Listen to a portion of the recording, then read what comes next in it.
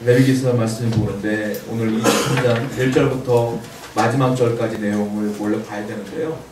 워낙 길다 보니 우리가 44절만 읽어봤어요. 예, 말씀 중간중간에 보게 될 것입니다. 제가 처음에 레위기 말씀드릴 때 레위기는 예수님을 예표한다고 했어요. 예수 그리스도를 예표하는 책이 레위기라고 말씀드렸는데 레위기뿐만이 아니고 사실은 구약성경 전체가 예수님을 예표하는 겁니다. 구약과 신약이 따로 있지 않아요. 다 은혜가 있고 다 연결되어지는 부분이에요. 자, 성경을 보면 예수님이 직접 말씀하셨거든요. 성경을 한번 보실게요. 요한복음 5장 46절 말씀 한번 같이 있습니다. 요한복음 5장 46절 시작. 모세를 믿었더라면 이에 대하여 기록하였습니다. 보세요. 모세를 믿었더라면 나를 믿는 것이다 그랬어요. 모세가 쓴 책이 있어요. 오경이라고 해서 율법서를 썼어요. 창세기, 출애굽기, 레위기, 민수기, 신명기를 모세가 썼어요. 그러니까 이 말은 무슨 말이냐면 레위기가 포함되어 있거든요. 모세를 믿었다는 것은 모세가 기록한 그 말씀을 믿는 사람이라면 그 모세가 말하고 있는 실체가 무엇인지를 알 거 아니냐. 그 실체가 뭐냐? 나다 이거예요. 예수님. 그러니까 모세를 믿는 사람들은 결국 누구를 믿는 거예요? 나를 믿는 거다 이 얘기를 하고 있는 거예요. 레위기는 결국은 예수님을 예표하고 있는 책이다. 누가복음에 또 있어요. 성경을 보세요. 누가복음 24장 44절 읽어보겠습니다. 시작. 또 이르시되 내가 너희와 함께 있을 때에 너희에게 말한 바 곧 모세의 율법과 선지자의 글과 시편의 날을 가리켜 기록된 모든 것이 이루어져야 하리라 한 말이 이것이라 하시고, 여기 말씀에서 이번엔 모세뿐만이 아니라 뭐라고 했냐면, 자, 모세의 율법과 말씀드린 것처럼 오경을 말하는 거예요.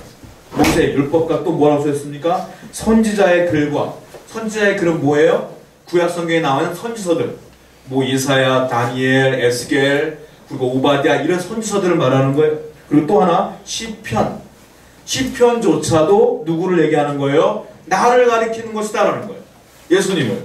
그러니까 예수님 말씀하시는 건 구약 성경 전체가 예수님께 집중하고 있는 것이고, 신약 성경은 두말할 것도 없어요. 그 역시 예수님에 대한 이야기고, 결국은 성경 전체가 누구를 얘기하는 거예요? 예수님을 얘기하는 거다.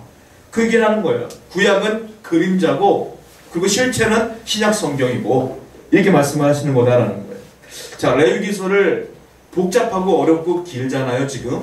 근데 제가 구체적으로 간단하게 설명하자면 두 가지 주제입니다. 레위기는 첫 번째 중요하게 여길 게 뭐냐면 5가지의 제사법이 나와요. 이게 중요한 거예요.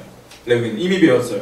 번제, 소제, 화목제, 속죄제, 속건제 5가지 예배를 통하여 하나님께서 우리에게 말씀하시는 게 있어요. 또 하나 레위기에 중요한 게 있어요. 뭐냐? 7가지 절기가 나옵니다. 5가지의 제사법과 7가지의 절기가 나오는데 핵심이 이 2가지라는 거예요. 그 절기 역시 제사법과 똑같은 주제를 갖고 있어요. 자, 얘기를 들자면 제사법 같은 경우는 어떤 뜻이냐면 이거예요. 사람이 하나님께 나가고 싶잖아요. 하나님을 만나고 싶잖아요. 그러나 인간은 죄가 많아요. 죄가 많기 때문에 하나님을 직접 보면 죽어요. 그러니까 안 된다 이거예요. 직접 볼 수가 없으니까 뭐가 필요하냐면 제물이 필요한 거예요. 제물. 나 대신 죽을 제물이 필요해요. 그 제물을 잡으면서 피를 흘리잖아요. 그 피가 내 죄를 용서함으로 말미암아 하나님이 내게, 또한 내가 하나님께 나아갈 수가 있다는 거예요. 이게 제사법이에요.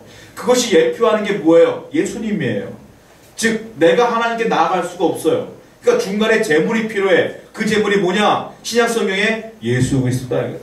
그분이 나 대신 십자가에 돌아가심으로 말미암아 그 피로 인하여 내가 하나님께 나아갈 수 있다. 이게 5대 제사법이에요. 이게 특징이에요. 그럼 절기도 마찬가지다. 7가지의 절기가 있는데요. 이스라엘은 1년 동안에 이 7개의 절기를 지키며 나가요. 우리는 다 지킬 수는 없죠. 우리가 지키는 절기는 부활절, 추수감사절, 맥주감사절 이렇게 지키고 있지만 이 사람들의 절기가 7개예요. 맨 처음에 뭐로 시작하냐면 1월 달에 6월절로 시작합니다. 6월절, 그 다음에 시작되는 것이 무교절, 그 다음에 초실절, 오순절, 나팔절, 속죄일, 7월, 10월 대속죄일이라고 우리가 한번 공부했잖아요. 속죄일, 마지막에 장막절까지 7가지 절기를 지키게 돼요. 그런데 7가지 절기도 역시 똑같은 메시지다. 자, 그런데 7가지 절기를 알아보기 전에 먼저 우리 성경을 통하여 핵심적인 부분을 봐야 될 필요가 있습니다. 성경을 보겠습니다. 골로새서 2장 16절부터 17절입니다. 골로새서 2장 16절부터 17절 한번 읽어보겠습니다. 시작. 그러므로 먹고 마시는 것과 절기나 초하루나 안식일을 이유로 누구든지 너희를 비판하지 못하게 하라. 이것들은 장래일의 그림자이나 몸은 그리스도의 것이니라. 잘 보세요. 16절에 보면 이런 말이 있어요. 자, 그러므로 먹고 마시는 것과 첫 번째 뭐가 나옵니까? 절기가 나와요. 그리고 초하루나 또 하나 안식일을 이유로 누구든지 너희를 비판하지 못하게 하라. 그리고 중요한 게 두 번째 17절에 나오는 거예요. 뭐라고 하냐? 이것들을 장래일의 그림자다. 이건 그림자다. 안식일도 절기도 초하루도 그림자다. 그럼 실체는 뭐냐? 몸은 그리스도의 것이니라. 무슨 말입니까? 절기를 지키는 의미가 있어요. 안식일을 지키는 의미가 있어요. 그런데 그걸 지키는 이유가 뭐냐면, 의미가 뭐냐면 실체를 위해서인데 그 실체가 뭐냐? 예수님이다. 결국은 절기도 예수님에 대한 의미가 있다는 거예요, 사실은. 근데 여기 중요한 게 있는데요. 지금도 토요일로 안식일을 지키고 예배하는 이단들이 있습니다. 알다시피 제칠 안식교 같은 경우는 토요일날 모여서 예배 드려요. 주일날 예배 안 드려요. 기독교는 주일날 예배 드려요. 전 세계적으로. 근데 안식일은 이단들은 토요일날 예배 드리고, 또 하나님의 교회라는 이단도 토요일에 예배를 드려요. 항상. 그 사람들이 주장하는 게 뭐냐면, 성경대로 믿자. 성경에 안식일이라고 써 있으니까 안식일 토요일 아니야. 너희들은 이상해. 오히려 우리를 비난해요. 근데 아니거든요. 왜냐하면 오늘 본문 나온 거 있죠? 여기 안식일이라고 하는 건 단수로 표현되는 것 같지 않습니까? 안식일 하나 같잖아요. 원문은 그렇지 않아요. 원문은 사바톤이라는 말인데 원문은 복수예요. 복수. 무슨 말이냐면 이걸 그대로 해석하자면 절기나 초하루나 안식일들을 이유로 이렇게 말합니다. 그러니까 안식일이 여러 개 있었다는 거예요. 구약성경에. 아시겠어요? 안식일이 하나가 아니요. 안식일은 여러 개 있는 건데 우리는 그래서 안식일 개념이 없어요. 기독교는. 어떻게? 예수님이 안 씻고 첫날 부활했지 않습니까? 그래서 주일날 예배를 드리는 거예요. 우리는 안식일 개념이 아니라 주일 개념으로. 그들은 여전히 안식일을 지켜. 근데 그들이 외면하는 게 있어요. 뭐냐? 안식일은 여러 개예요. 여러 개. 근데 자기들이 지키는 안식일만이 온전한 안식일이라고 해서 그걸 신경을 안 써. 여기서 말하는 안식일이라는 것은 쉰다, 쉬는 날 이런 뜻이에요. 그냥 한마디로. 근데 많은 사람들은 이단들은 여전히 여기 집중하고 있다. 이해가 되시죠? 그러니까 우리는 지금 안식일 개념이 없어요. 주일날 하나님께 예배드린다. 이런 개념이 있다는 거예요. 그러니까 중요한 게 뭐냐? 안식일도 그렇고 절기도 그렇고 실질은 예수님께 있다. 우리는 그림자에 불과하다. 이 얘기하는 거예요. 그런데 이 절기는요. 시제로 따지면 과거, 현재, 미래의 의미가 있어요. 먼저 내게는 과거에 주시는 은혜에 감격하여 절기를 지켜라 이런 의미가 있어요. 주시는 은혜에 감사해요. 또 두 개는 그 하나님께서 지금도 나와 함께 하심에 감사하여 절기를 지켜라라는 의미가 있어요. 또 하나 마지막 하나는 그런 하나님이 이렇게 소망을 주고 은혜를 줄 것을 기대하며 절기를 지켜라라는 의미가 있어요. 그러니까 절기를 7개를 다 지키는 것은 과거의 은혜, 현재의 은혜, 미래의 소망까지 포함한 하나님의 은혜를 바라보는 믿음으로 드리는 거다. 이런 거예요. 먼저 이미 나타난 과거의 은혜가 뭘까요? 그것을 가지고 드리는 절기가 있어요. 첫 번째 성경을 보겠습니다. 고린도전서 15장 1절부터 2절입니다. 읽어볼게요. 시작. 형제들아 내가 너에게 전한 복음을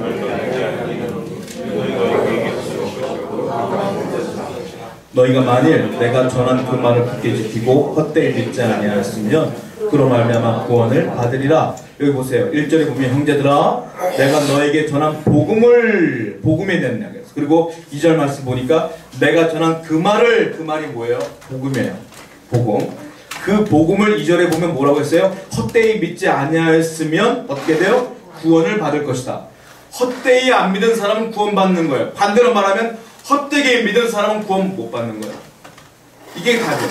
복음은 믿는 사람은 구원받는 거고 복음은 헛되이 믿는 사람은 구원 못 받는 거야. 안 믿는 사람들.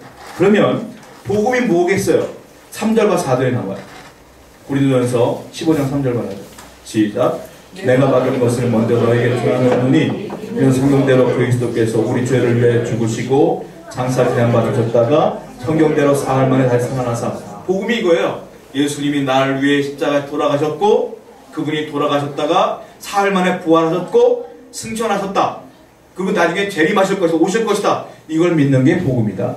간단한 거예요. 이걸 제대로 믿는 사람들은 구원 받을 것이고, 이걸 안 믿는 사람은 구원 못 받는 거예요.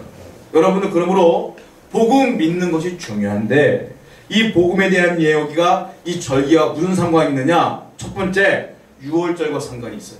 왜냐? 유월절은 유대력으로는 니산온이라고 해서 1월 14일을 유월절로 드려요, 그들은. 근데 3, 4월경이 될 거예요, 태양력으로 보면. 우리나라 달력으로만 3, 4월경에 그들은 1월달이 돼요. 우리나라 음력과 비슷해요. 그러니까 1월 14일이 유월절이 되는데, 유월절에 규례가 나와 있습니다. 성경을 보겠습니다. 레위기 23장 5절입니다. 한번 읽어보겠습니다. 시작. 첫째 달 열 나흘날 저녁은 여호와의 유월절이요. 첫째 달이 뭐예요? 1월. 열 나흘은 뭐야? 14일. 그러니까 1월 14일이 유월절이다. 자, 출애굽기 12장 1절부터 14절. 너무 길어서 제가 쓰진 않았고, 성경 한번 찾아보세요. 출애굽기 12장 1절부터 14절. 그러니까 펴놓고만 계세요. 눈으로만 보세요. 출애굽기 12장 1절부터 14절입니다. 자, 6월절의 규례가 자세히 나와 있는데요. 먼저 6절 말씀을 보십시오. 6절 말씀 한번 읽어보겠습니다. 출애굽기 12장 6절 시작. 이달 열 나흘까지 감축하였다가 해칠 때에 이스라엘 회중이 그 양을 잡고, 여기 보면 양을 잡는데 1월 10일경에 양을 잡아요. 잡았다가 바로 안 들여. 가만히 간직하고 있다가 언제 잡아요? 열 나흘 1월 14일날 양을 잡아다가 하나님께 드리는 거예요. 그리고 또 하나 7절 말씀 읽어보세요. 시작. 그 피를 양을 먹을 집 좌우 문설주와 임방에 방해요. 그러니까 그 피를 가지고요, 유월절 때 어떻게 하냐면 문설주에도 발라요. 기둥에 발라. 다 발라. 임방에도 바르고 다 발라요. 피를 바르는 거예요, 유월절은. 그리고 8절 보세요. 이제 음식을 먹습니다. 시작. 그 밤에 그 고기를 불에 구워 무교병과 쓴 나물과 아울러 먹되, 고기를 구워서 먹는 건데 뭐하고 먹냐면 무교병. 무교병이 뭐냐? 누룩이 안 들어간 떡이에요. 누룩이 없으니까 얼마나 맛이 없겠어요. 부풀어오지도 않아. 그걸 먹고 뭘 먹어요? 쓴 나물. 맛있는 나물 말고 쓴 나물. 그걸 왜 먹냐면 하나님이 종되었던 우리를 출애굽시켰다. 거기에 대해 감격하고 그때의 마음을 잊지 말라고 이렇게 말하는 거예요. 자, 유월절이 뭐냐면 우리가 다 알다시피 애굽에서 탈출할 때에 10번째 재앙이 있었잖아요. 그 재앙에 뭐라고 했어요, 하나님께서? 야, 어린 양을 잡아다가 문지방에 피를 바른 그 집은 죽음의 그림자가 넘어갈 것이다. 이스라엘과 애굽인 상관없이 문지방에 피가 바르면 다 넘어가는 거예요. 그게 유월절이야, 그게. 그러니까 죽음을 면하게 되었다. 거기에 대한 이야기예요. 자, 성경을 볼게요. 고린도전서 5장 7절입니다. 한번 읽어보겠습니다. 시작. 너희는 누룩 없는 자인데 새 덩어리가 되기 위하여 묵은 누룩을 내버리라. 우리의 유월절 양 곧 그리스도께서 생겨오시라. 유월절 양이 누구예요? 예수 그리스도. 그러니까 유월절에 양을 잡아야 된단 말이에요. 근데 여긴 뭐라고 표현하고 있어요? 예수님을 유월절 양이라고 표현하고 있다는 거예요. 즉 유월절은 뭐냐면 그와 같이 양이 나 대신 죽고 피를 바르는 사람들에게 죽음이 넘어가는 것처럼 예수님이 나를 위해 돌아가셨기 때문에 그 피를 의지하는 사람에게는 죽음이 없다. 그들에게 구원이 있다. 이걸 얘기하는 것이 유월절이에요. 그 얘기를 하는 거예요. 만약에 애굽은요, 그 당시 최대 강국이에요. 지금으로 말하면 미국과 같은 나라예요. 애굽이. 군사력이 가장 강력한 거예요. 그 애굽이 이스라엘 사람들은 노예로 삼고 있는데 어떻게 탈출할 수 있겠어요? 못 탈출해요. 하나님의 은혜가 아니면 불가능한 거예요. 그러니까 그 은혜, 나를 구원하신 것에 감격하는 것이 유월절이고, 이 유월절 절기를 지킴으로 말미암아 오늘날 우리에게 주신 은혜가 있어요. 뭐냐? 나를 위해 십자가에 돌아가신 은혜에 감격하고 살아라. 이게 유월절이다. 여러분, 가장 큰 은혜는 예수 그리스도가 나를 위해 돌아가신 것, 그걸 믿는 내가 구원받은 것이 가장 큰 은혜임을 믿으시기 바랍니다. 그러면 질병의 고통으로부터, 어려움으로부터 여전히 하나님은 나를 구원하실 것이다. 할렐루야. 이걸 믿는 것이 유월절의 절기다. 두 번째 절기가 나와요. 뭡니까? 무교절입니다. 무교절은 아까 유월절이 몇 월 며칠이라고 했죠? 1월 14일이라고 했잖아요. 무교절은 1월 14일 저녁부터 시작하여 7일간 21일까지 지키는 거예요. 그땐 7일 동안 뭘 하느냐? 누룩이 없는 떡만 계속 먹는 거예요. 계속 먹는 거예요. 출애굽 과정 가운데 가난했던 어려웠던 그 시절을 기억하며 그 떡만 계속 먹는 거예요. 자, 누룩이 없어요. 그 떡에는. 누룩이 중요해요. 누룩이 뭐냐면 성경에서 누룩이 나온다는 건 어떤 의미냐면 첫 번째, 누룩은 죄를 의미해요. 누룩은. 또 하나, 누룩이 들어감으로 말미암아 부패된다 이거예요.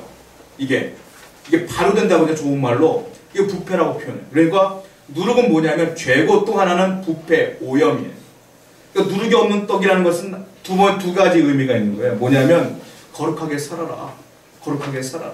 또 하나 뭐냐면 부패가 되지 않는다. 중요한 게 있어요. 누가요? 예수님이. 나를 위해 십자가에 돌아가셨지만 그분의 시체는 부패되지 않는다. 그걸 기억하라. 이 얘기예요. 예수님은 부패되지 않아요. 그러므로 지금도 살아계신다. 그걸 믿는 것이 무교절이에요. 그렇다면 세 번째 절기가 나와요. 성경을 먼저 보고 찾아볼게요. 사도행전 2장 31절입니다. 한번 보겠습니다. 이건 베드로가 설교 가운데 나오는 건데 한번 읽어볼게요. 시작. 일본고로 그리스도의 부활을 말하되 그가 우부에 버림이 되지 않고 그의 육신이 썩음을 당하지 아니하리라 하자. 보세요. 육신이 썩음을 당하지 않는다. 이게 뭐예요? 무교절의 의미. 그분은 살아계시다. 그렇다면 세 번째 절기가 나와요. 세 번째 절기는 초실절입니다. 초실절을 지켜야 돼요. 우리가 기억해야 될 게 왜 예수님의 육신이 썩지 않을까요? 정답은 그분이 부활했기 때문에. 부활에 썩지 않는다. 그러므로 초실절은 뭐하고 연결되느냐? 부활절과 연결되는 거예요. 초실절. 성경을 보겠습니다. 레위기 23장 10절부터 11절입니다. 읽어보겠습니다. 시작. 이스라엘 자손에게 말하여라. 너희의 곡물을 거둘 때에 너희의 곡물의 첫 이삭 한 단을 제사장에게 가져갈 것이요 제사장은 너희를 위하여 그 단을 여호와 앞에 기쁘게 받으심이 되도록 흔들되 안식일을 이튿날에 흔들 것이며 중요한 게 있어요. 뭐냐면 10절에 보면 곡물의 첫 이삭을 바치는 겁니다. 초실절은. 내가 수확한 것을 첫 열매를 드리는 거예요. 초실절인데 드리면 어떻게 되느냐? 누구에게 드리냐? 제사장에게 드려요. 11절에 보면 제사장이 하나님께 언제 제사를 하냐면 보세요. 요제로 드려요. 요제. 요제가 뭔 줄 아시죠? 재물을 흔든다고 그랬잖아요. 언제 흔드느냐? 11절 보시면 안식일 언제? 이튿날에 흔드는 거예요. 안식일 이튿날은 언제요? 지금 우리가 지키는 주일이에요. 주일. 이때 요제를 드리는 거예요. 자, 이스라엘은요. 농사를 두 번 짓습니다. 보리 농사와 밀 농사를 져요. 이 사람들이 언제 농사를 시작하냐면 씨앗을 10월과 11월에 심어요. 그러니까 보리는 10월에 심고 11월에 밀을 심어요. 그리고 12월과 1월에 싹이 나요. 그러니까 보리와 밀이 싹이 나. 그리고 따뜻한 바람이 불잖아요. 4월경에 첫 수확이 일어나는데 뭐부터 겪느냐? 뭐부터 수확하느냐? 보리부터 수확해요. 그러니까 초실절에는 항상 뭘 바치느냐? 보리를 바치는 거예요. 언제? 4월달에. 보리를 항상 바쳐요. 그러면 제사장이 안식일 이튿날에 그 보리를 가지고 요제로 하나님께 예배 드린다 이 말이에요. 자, 이걸 뭐라 해서 제가 첫 열매라고 그랬잖아요. 사도 바울이 예수님의 부활을 어떻게 표현하느냐? 첫 열매라고 표현해요. 성경을 보겠습니다. 고린도전서 15장 20절입니다. 한번 읽어보겠습니다. 시작. 그러나 이제 그리스도께서 죽은 자 가운데서 다시 살아나사 잠자는 자들의 첫 열매가 되셨도다. 모든 죽은 자의 첫 열매가 되신 분이 예수님. 왜? 처음으로 부활하셨기 때문에. 그리고 초실절은 무엇을 예표하는 겁니까? 무엇의 그림자입니까? 부활의 그림자예요. 이게 부활절이에요. 그러므로 4월달에 드리는 초실절이에요. 우리가 드리는. 그러니까 모든 구약의 절기마다 전부 다 예수님과 연결되어 있다. 기독교의 핵심 사역은 영생과 부활입니다. 예수 그리스도를 부활하신 예수 그리스도를 믿는 자가 영생하는 겁니다. 사회사업 중요합니다. 봉사 중요합니다. 다 중요하죠. 그러나 다 그런 것들은 2차적 사역이에요. 진짜 중요한 게 뭐냐? 예수 믿고 구원받는 게 가장 핵심이에요. 그것을 얘기하는 건 초실절이다. 네 번째 절기가 나와요. 네 번째 절기가 뭐냐면 오순절입니다. 자, 성경을 보겠습니다. 레위기 23장 15절부터 17절 한번 읽어보겠습니다. 시작. 안식일 이튿날 곧 너희가 요제로 곡식단을 가져온 날부터 세워서 7일의 수호를 채우고 7안식일 이튿날까지 합하여 50일을 계수하여 새 소재를 여호와께 드리되 너희의 처소에서 10분의 2 에바로 만든 떡 2개를 가져다가 흔들지니 이는 고운 가루에 누룩을 넣어서 구운 것이요 이는 첫 요제로 여호와께 드리는 것이며. 보세요. 안식일 이튿날 곧 너희가 요제로 곡단을 가져온 날부터 뭐예요 이게? 초실절. 초실절부터 날을 세워서 7안식일의 수요를 채우고 7안식일이 뭐예요? 7일을 7번을 보내는 거예요. 7일을. 그 며칠이에요? 49일이요. 그리고 뭐라고 써있어요? 7안식일 16절에 보면 이튿날까지 합하래요. 이튿날까지 합하면 며칠이요? 50일이 되는 거예요. 50일째 되는 날 이스라엘 사람들 뭐라고 말하면 오순이라고 그래요. 그걸. 오순. 그래서 오순절이에요. 그러니까 초실절로부터 시작하여 49일 지나고 그 이튿날 50일이 지났을 때에 하나님께 또 곡식을 드리면 그걸 요제로 드리는 게 오순절이다.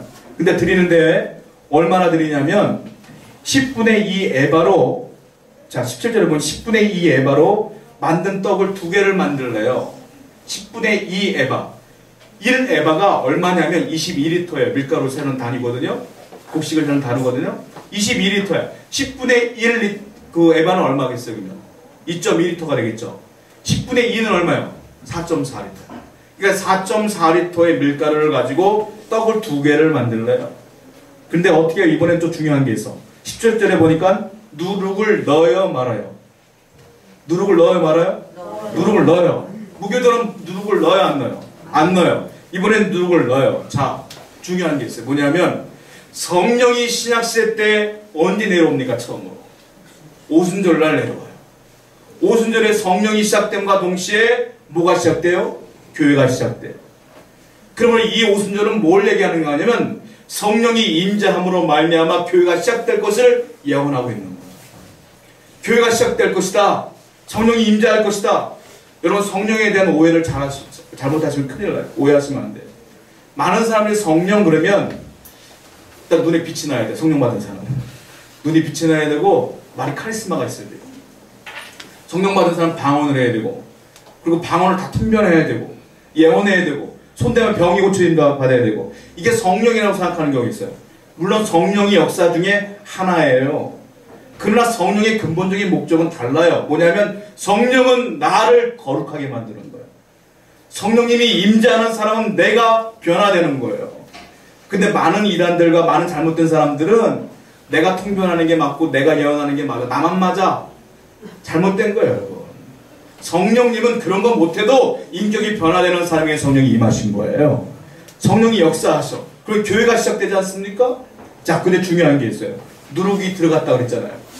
누룩은 뭐라고 그랬어요? 앞에 제가 죄라고 그랬어요. 부패라고 그랬어요. 무슨 말입니까? 앞으로 세워날 교회는 누룩이 있다 이거예요. 교회는 그러므로 죄가 있다 이거예요. 교회는 깨끗한 것이 아니라는 거예요. 교회는 더러운 곳이고 죄가 있는데 문제는 뭐냐? 그런데 교회는 성령이 역사하신다.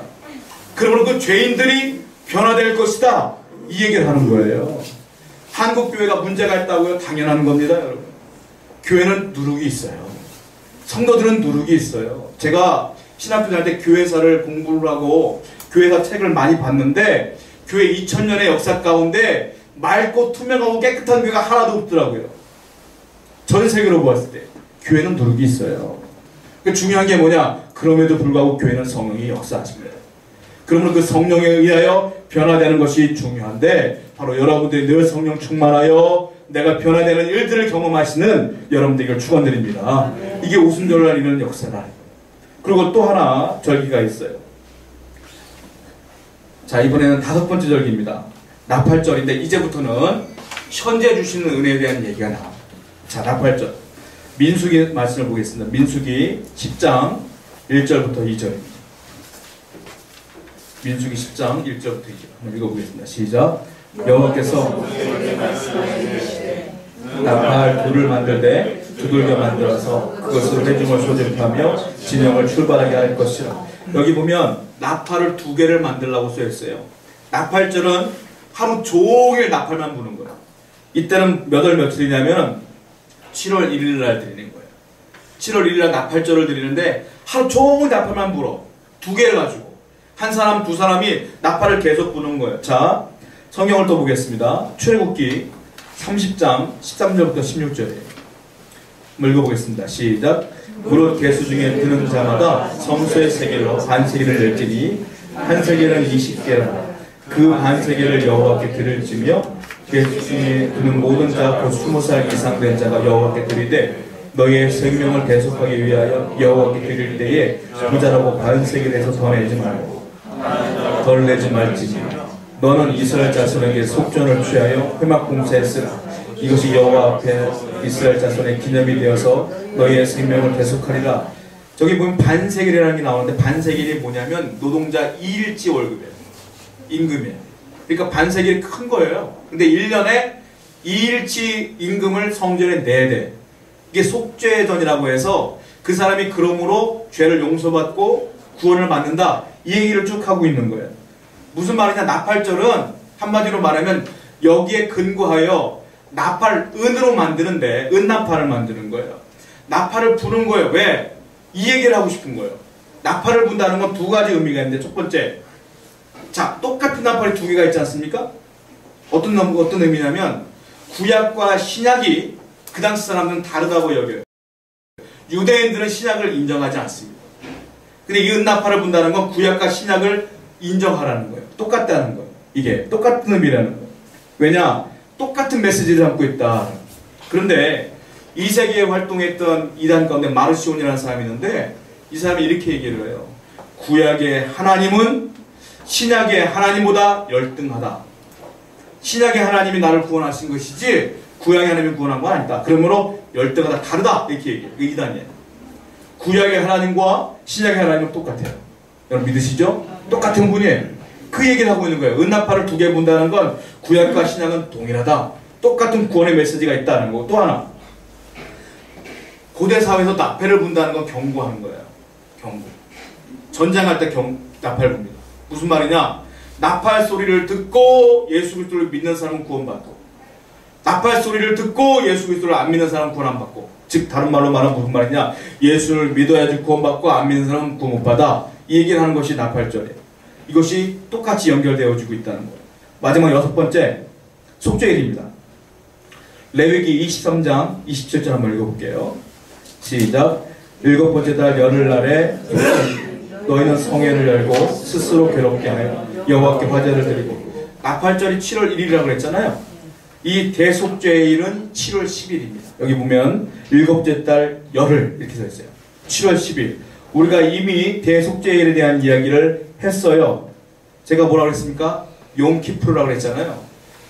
대제사장이요, 양을 2마리를 잡고 한 마리는 피를 뿌리고 한 마리는 아사셀 염소라고 해서 광야로 보낸다고 했지 않습니까? 안수하고. 그 얘기예요 지금. 무슨 말입니까? 대속죄일이 중요한 게 회개예요. 예수님이 오늘날 우리에게 가장 중요하게 여기는 게 뭐냐면 죄를 회개하기를 원해요. 늘 회개하며 늘 깨끗하길 원한다. 여러분, 은혜 받은 사람 중에 가장 큰 은혜가 뭔 줄 알아요? 내가 회개를 잘하는 게 은혜예요. 회개를 못하는 건 양심이 화인 맞은 거예요. 그러면 죄가 쌓이고 쌓여서 하나님께 심판받아요. 여러분, 그러므로 회개를 잘하는 축복을 누리시기 바랍니다. 자, 마지막 미래를 향한 하나님의 마지막 축복이 있어요. 그게 뭐냐? 장막절입니다. 초막절이라고 해요. 이건 7월 15일부터 대속죄일이 7월 14일이지 않습니까? 7월 15일부터 7일간 자기 집 앞에 장막을 쳐놓고 거기서 있는 거예요. 그냥 이 장막절이에요. 자, 레위기 23장 34절부터 36절입니다. 읽어볼게요. 시작. 이스라엘 자손에게 말하라. 여호와를 위하여 이래 동안 지킬 것이라. 첫날에는 성회로 모일지니 너희는 아무 노동도 하지 말라.